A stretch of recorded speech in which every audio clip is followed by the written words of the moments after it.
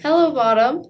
We're here to interview. I am Nick Bottom, the Weaver, and I am here with my favorite guest. You're my guest. I'm here with my favorite host. Okay, Bottom, we'd like to ask you some questions about your role in A Midsummer's Night's Dream. What was it like to have an ass's head? Having a head of a what? An ass's head? Methinks I don't know what you're talking about. All right. What was it like to be in a relationship with the fairy queen? Splendid. It was very nice. Great benefits with nymphs, of course. And there's not really much to say. She did leave me after a very short amount of time. But it was quite good. And how has your new play, Bottom's Dream, been received? It was amazing. After I pitched the idea to Peter Quince, it came in, we performed it, and it got rave audience reviews. Everyone seemed to love it. It was one of those things that, everyone just found a really deep emotional connection with it. So because of that, everyone was like, oh my gosh, this thing is incredible. We've got to get more of this. We've got to get this guy. He's got to be a star. And I really do think that it's going to be recited in schools and everything in the near future. All right. What's your opinion of your performance in Pyramus and Thisbe? I do believe that I portrayed a very faithful adaptation of the character Pyramus. During that time, our director was not quite as we had hoped he would, although he did do a very good job with what he had. So, I think that I did a very good job of portraying the very real emotions of the character. I didn't go too over or too under.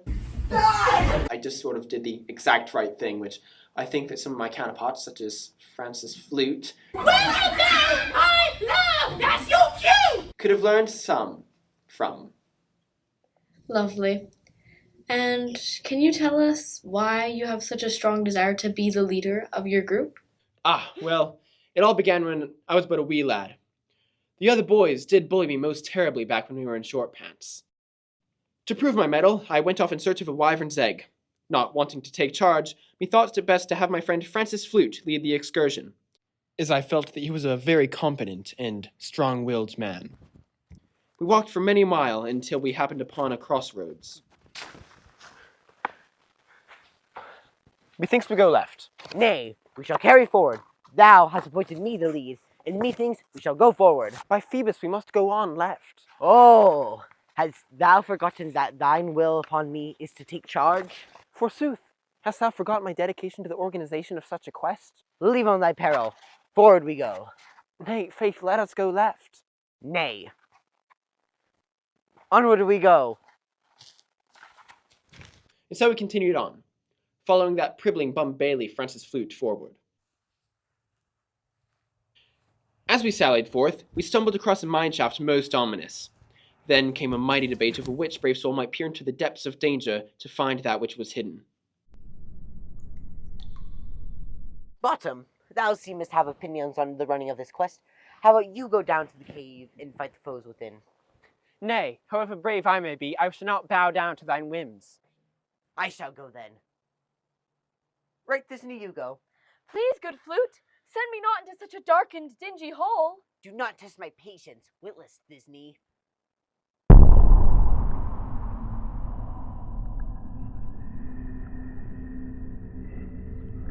Fear not, brave Thisbe. I'm sure that you'll be fine.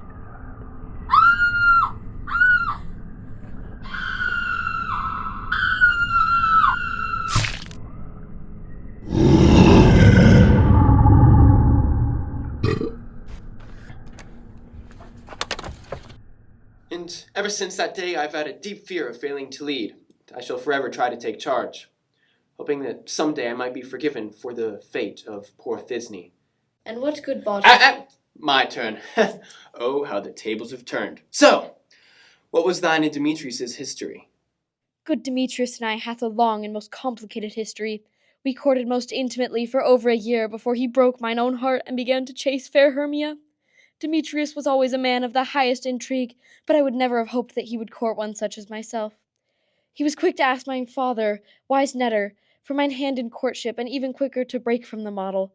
My lord hath the audacity to call me by mine own name. He wrote me fine notes, sweetly scented letters of praise and devotion. He loves me. He loves me not. He loves me. He loves me not. He loves me.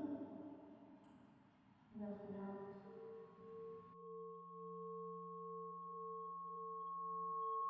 And so I swore to win back the love of he that would be mine.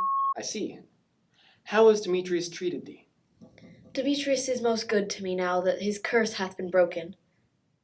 And how did thou tell fair Hermia that Demetrius was eloping? Hermia and I are like dear sisters. But my love for Demetrius hath blinded me. I did not see that I could have wooed him back after Hermia had left. I thought perchance he would be grateful to me after I told him where fair Hermia and good Lysander hath gone. And how did thou feel when noble Lysander and dear Demetrius confused their adoration? It was most rude of them. I was here to think that perchance Lysander at least was my friend, even though he was also for fair Hermia. But alas, they mock me so. Art thou happy with thine husband? Yes, very. I am so glad that Demetrius's affections have finally returned to me. And that's all for today. And that is all for today's episode of Interviewee with A Midsummer Night's Dream. This has been produced by the William Shakespeare Productions. Thank you to MCAT Studios for letting us film.